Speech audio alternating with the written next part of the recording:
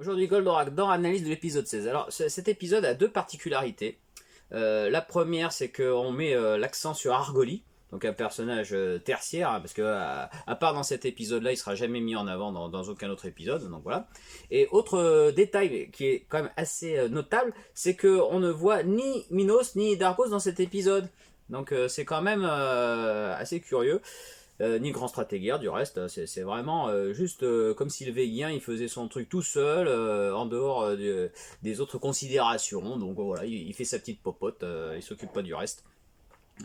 Donc du coup je pense que ça doit être le seul et unique épisode dans lequel il n'y a pas Minos. On doit voir Minos dans tous les épisodes je pense, sauf celui-là. Donc voilà, petite particularité. Donc là encore, on nous ressort l'histoire du lavage de cerveau, hein, même si là c'est pas direct, c'est bien un petit appareil portatif. Hein.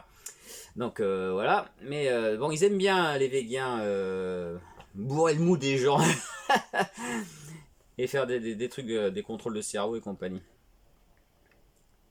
Ah, il y a aussi la bonne réplique française que j'aime bien quand Rigal il fait le con. Là, il dit il y a longtemps, j'avais la réputation, et Mizar il répond d'être le cow-boy le plus fainéant de toute la région. C'est exact, c'est très exact. Ça, j'ai adoré cette petite saillie là, c'était amusant.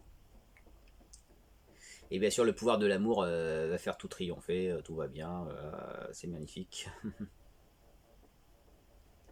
Alors là, on remarque aussi encore un petit détail. Attends, je viens de le voir là. Ça me saute aux yeux en regardant comme ça. Il faut tomber sur la bonne image, on a quand même de la chance.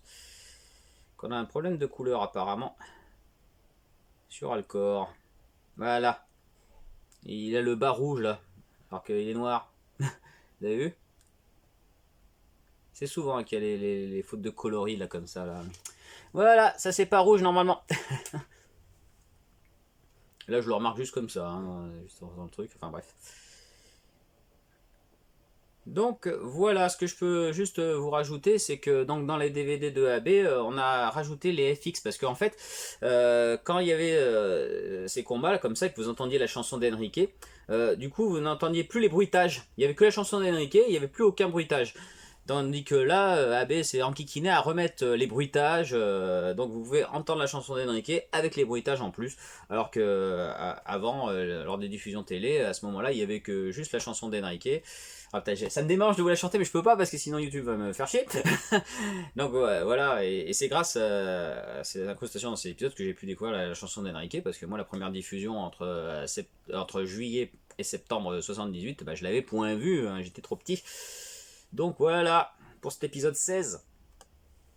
Voilà l'épisode numéro 17, ma foi j'ai pas grand chose à vous raconter, si ce n'est que on va mettre en avant donc un animal, hein, donc un petit poulain ou une petite pouliche qui va se retrouver en difficulté. Et donc du coup, voilà, qui vient de naître. Ils aiment beaucoup les cheveux, les chevaux, c'est normal hein, avec la Californie. Là aussi, on voit d'ailleurs encore de l'eau à mon moulin, hein, pour ma célèbre théorie qui s'agitient que Actarus n'est pas amoureux de Vénusia, ça je vous le dis assez. Et il y en a plein qui veulent pas le croire. Là, on a encore une belle preuve que je raconte pas de conneries. Parce que là encore, Vénusia essaie de le draguer et compagnie. Et puis, il répond pas à ses avances, quoi. Moi, je sais pas ce qu'il vous faut. Regardez la tête qu'il fait, là. Ah, tu peux pas passer à toi, idiot. Là, là, là. Vénusia, tu vois. Donc voilà, non, mais il y a plein, tout au long de la série, d'exemples de passages qui vous montrent que Actarus, il aime pas Vénusia, bon sang, tu vois, là il botte en touche, machin, non, mais c'est clair comme de l'eau de roche. Hein. Voilà, Actarus n'est pas amoureux de Vénusia. Et quand on regarde bien l'analyse de tous les épisodes, on s'en rend très bien compte.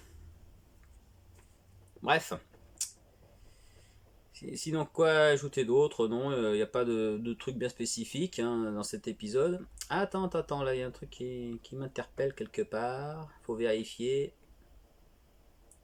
Je me demande s'il n'utilise pas... Donc là, vous voyez qu'il nous refait le coup quand même de plonger dans l'eau de l'extérieur. Hein, tu vois, comme quoi c'était pas encore toujours systématiquement avec le petit vaisseau et compagnie, là. C'était de temps en temps, c'était peut-être en fonction du gars qui réalisait l'épisode, hein, du studio qui réalisait l'épisode. Parce que vous savez, ces séries là, comme il faut en faire une chaque semaine, bah, il y a des sous-traitances, donc c'est pas toujours le même studio qui s'en occupe. Donc en fonction de la Bible qu'a chacun des studios, ben, on peut imaginer qui fait ci ou qui fait ça. Bon voilà.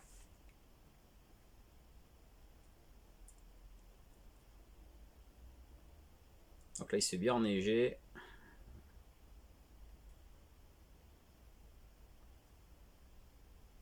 Et alors du coup, comme je vous disais tout à l'heure, là, pour les modifications sur les DVD d'AB, c'est que du coup, pour cet épisode-là, à la fin, comme la chanson d'Enrique était en version télé était trop courte, donc c'était le générique de fin qu'ils avaient mis en premier d'ailleurs, ils avaient remis le début du générique de début à l'époque. Alors que là, du coup, ils sont pas enquiquinés, ils ont laissé la version japonaise redémarrer.